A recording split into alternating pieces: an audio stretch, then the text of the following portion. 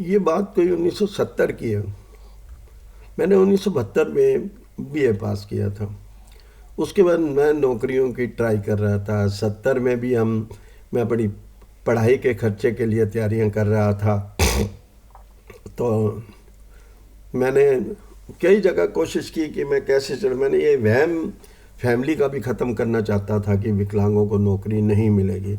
अरे जब मैं इतना पढ़ूंगा, इतना एजुकेशन लूँगा, शिक्षा लूँगा, तो कहीं तो मुझे छोटे पद पे मिल जाएगी।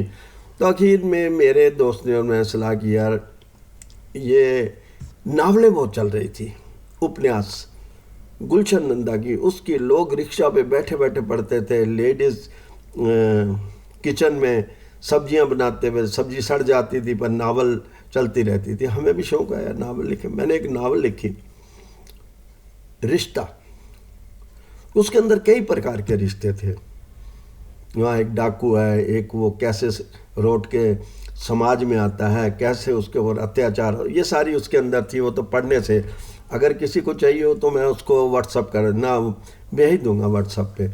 तो रिश्ता नावल के लिए हमने, मेरे उस दोस्त ने और मैंने जान लगा दी खूब। उन दिनों में क्या था कि उपन्यास पढ़ने की दुकानें लगी हुई थी।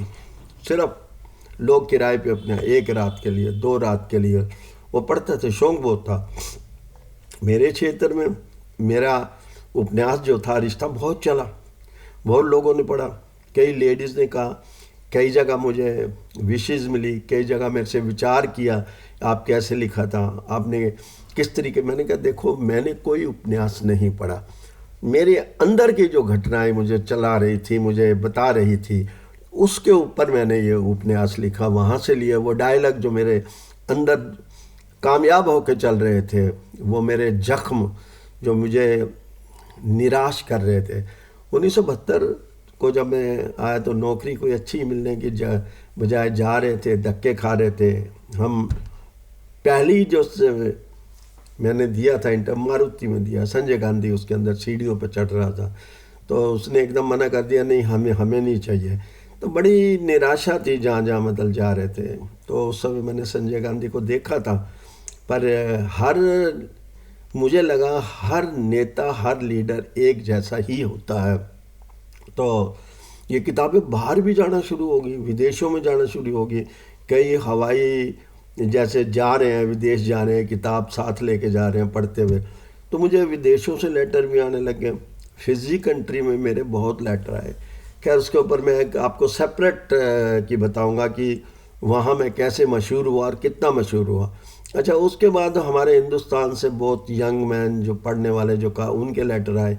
पुलंदा बन गया। कोई कहता था मेरी कहानी ऐसी है, कोई कहता था मेरी कहानी ऐसी है, कोई कहता था मेरे को ट्रेनिंग दे दो, कोई पूछता, तरह तरह के क्वेश्चन आते थे। मेरा दिन तो बीतने लगा बड़े अच्छे तरीके से, सोच भी होने लगी, बदल गई।